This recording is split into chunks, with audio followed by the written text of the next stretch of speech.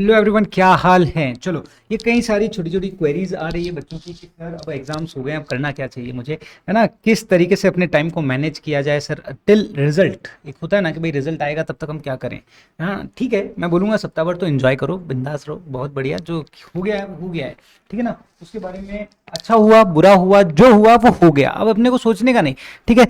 अब जैसे ही 7-8 दिन हमारे कंप्लीट हो जाते हैं, ठीक है ना, जैसे ही हमने 7-8 दिन, मतलब मैं बोलता हूँ कि 25 के बाद अपने आप को प्लान करो, क्यों अब जरूरी है। ठीक है ना, आपका रिजल्ट टेंटेटिवली जुलाई के अंदर आ जाता है, तो अब आपके पास जो 1-1.5 महीना है, 1.5 महीना मान के चलो, 1.5 महीना है, उसको कैसे यूटिलाइज किया। 1.5 महीना मतलब 45 डेज, ठीक है ना, बहुत बड़ी अमाउंट होती है 45 डेज। 45 डेज में आप अपने आप को रिफॉर्म कर सकते हो, ठीक है ना। बहुत बड़ी कहते हैं ना, बहुत अच्छा प्राइम टाइम है। देखो, बहुत प्राइम टाइम बोलता हूँ मैं इसे, क्योंकि इस ड्यूरेशन में आपके ऊपर क्या होता है, ना कोई लोड होता है कि नहीं मुझे अभी पढ़ना है। ठीक है। अगर एक बार रिजल्ट आ गया, रिजल्ट आने के बाद तो एक खौफ शुरू हो जाता है। अगर मान लो पॉजिटिव आ जाता है तो बहुत बढ़िया है कि हमें कॉर्पोरेट में प्लान करना है, लेकिन उस कॉर्पोरेट की प्लानिंग के पहले भी प्लानिंग जरूरी होती है। और अगर मान लो रिजल्ट पॉजिटिव नहीं आता है तो वो खौफ होता है, यार वापस पढ़ना पड़ेगा, राइट। सो प्रैक्टिकली हमें फेस करनी चाहिए सारी सिचुएशन। हमें ये मैं अच्छा ही अच्छा बोलूँ वो भी अच्छी बात नहीं है ना यार। जो प्रैक्टिकल है, जो होना है, हमें रेडी होना चाहिए उस चीज़ के लिए। तो देखो, अब ये 45 डेज है। अगर मान लो पॉजिटिव आता है रिजल्ट्स, तो कॉर्पोरेट की तैयारी करो, जो भी आपका प्लान है उस पर तैयार करो। और नेगेटिव रिजल्ट आता है तो एग्जाम की तैयारी करो, राइट। लेकिन उसके ये होता है 45 दिनों के बाद, लेकिन उसके पहले आपके पास 45 दिन है।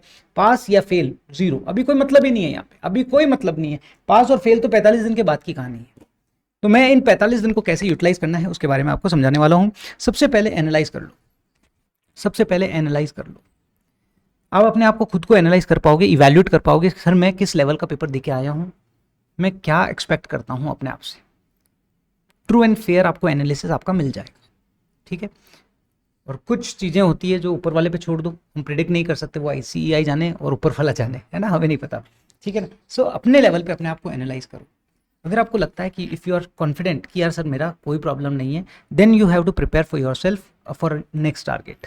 अब आपका नेक्स्ट टारगेट क्या है, whether you want to go in the corporate और you want to go in the practice, right, और you want to go in the business, whatever, as per your choice, as per your, कहते हैं ना, जो चीज़ आपको पसंद है उसको सोचो, एनालाइज कि आपका इंटरेस्ट एरिया क्या है। अगर आपको लगता है कि सब कुछ अच्छा हो जाएगा, कोई प्रॉब्लम नहीं है, सो जिस लाइन में आप जाना चाहते हो 45 दिन उस पर काम करो। जिस लाइन को आप अपना करियर बनाना चाहते हो उस 45 दिन उस पर काम करो। ये बहुत लर्निंग वाला टाइम है, ये 45 दिन बहुत शांति वाला ड्यूरेशन है, कोई लोड नहीं होता है, राइट। तो इस 45 दिन में अपने उस एरिया पे काम करो जिस एरिया में आप जाना चाहते हो, क्योंकि जैसे ही रिजल्ट आ जाएगा एक रश हो जाएगा, भागना होगा। फिर वो कहते हैं ना, दौड़ में भागना है। मैं तो प्रेफर नहीं करता कभी भी कि यार उस दौड़ में भागो, अपने आप को टाइम दो, that is the important thing.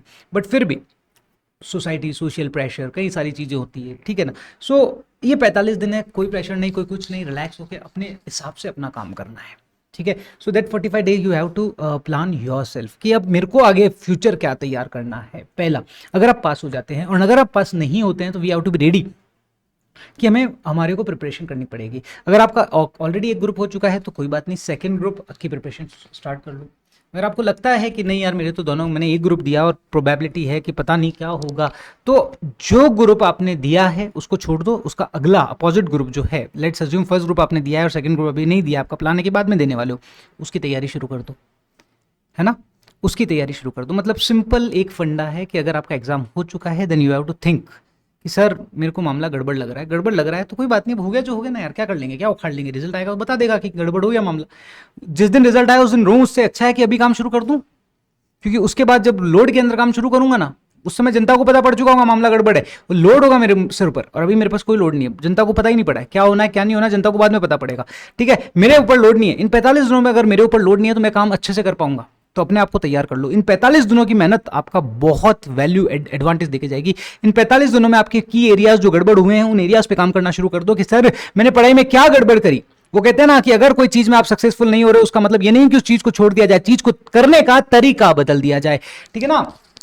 तो उसका तरीका चेंज कर दो कि भाई मैंने क्या गलतियां करी है, मैंने क्या अपने नोट्स नहीं बनाए, मैंने क्या क्या गलतियां की है, वो टाइम अभी आप दे दो, इन 45 दिनों में आप टाइम दे दो।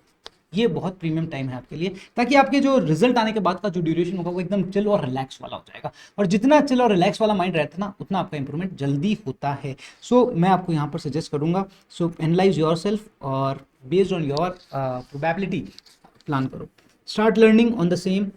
और वर्क ऑन योर फंडामेंटल्स। और हमेशा एक ही चीज़ बोलूँगा कि हर चीज़ में सक्सेस अगर आपको पानी है ना, तो शॉर्टकट तो मैं प्रेफर करता नहीं, मुझे समझ में भी नहीं आते हैं शॉर्टकट्स क्या होते हैं। कोई बोलता है शॉर्टकट लो, ये कर लो, वो कर लो, बट यार शॉर्टकट होता है ना, वो लॉन्ग कट ही होता है, वो लॉन्ग से भी लॉन्ग हो जाता है। क्योंकि अभी आपने शॉर्टकट में एक डेढ़ साल निकाल भी दिया, शॉर्टकट में चीज़ें कर भी ली, लेकिन उसका खामियाजा इतना भारी भुगतना पड़ेगा कि आपको वापस जीरो से स्टार्ट करना पड़ जाएगा। क्यों ना अपन स्टार्ट ही एक मजबूती के साथ करें, फंडामेंटल्स को मजबूत करो। Always I prefer fundamentals. अगर आपके फंडामेंटल्स अच्छे हैं ना, आपके फंडामेंटल्स अच्छे हैं, तो आपकी जो बड़ी टास्क आप करने वाले हो ना, वो आपके लिए छोटी हो जाएगी। लेकिन अगर आपके फंडामेंटल्स अच्छे नहीं है तो बड़ी टास्क कभी नहीं कर पाओगे। मैं अपना प्रैक्टिकल एक्सपीरियंस देता हूँ कि अगर मैं कोई काम करता था तो सबसे पहले उसके फंडामेंटल्स को मजबूत करता था। मुझे हो सकता है उस काम को करने में टाइम लगे, लेकिन जब तक मैं फंडामेंटल क्लियर नहीं करता था, कोई काम शुरू ही नहीं करता था। जब तक मेरा फंडामेंटल क्लियर नहीं है, मैं कोई काम शुरू ही नहीं करता था। और शुरू करने के बाद मैं इतना कॉन्फिडेंट होता था कि मुझे इनपुट और आउटपुट दोनों पता होते थे। मुझे जब काम शुरू करता था तब सबसे पहले पूरे फंडामेंटल्स को क्लियर करके समझता था। Even in my corporate life, मैं अपने 15 साल के करियर में जब मैं कॉर्पोरेट में था, आप देखोगे कि कॉर्पोरेट में मैं अराउंड मैंने एंट्री ली होगी 24 या 25 की एज में मैंने एंट्री ली होगी। सबसे पहले मैंने जीटी से शुरू किया था, ग्रैंड थॉर्टन मैंने 1.5 या 2 साल काम किया। उसके बाद मैं फॉर्च्यून 500 ऑर्गेनाइजेशन में आया और एज ए लीड, मैं एज ए लीड नहीं आया था, मैं तो आया था नॉर्मल पोजीशन पे ही आया था। बट 3 साल के अंदर मुझे एक साइट का हेड बना दिया गया, पुणे लोकेशन का हेड बना दिया गया, बिकॉज यही प्रैक्टिसेस मैं वहाँ फॉलो करता था, फंडामेंटल्स पे काम करना और उसके अकॉर्डिंग। सो हमारे एमडी साहब को चीज़ें समझ में आई, पसंद आई, तो मेरे को वहाँ का लीड बना दिया गया।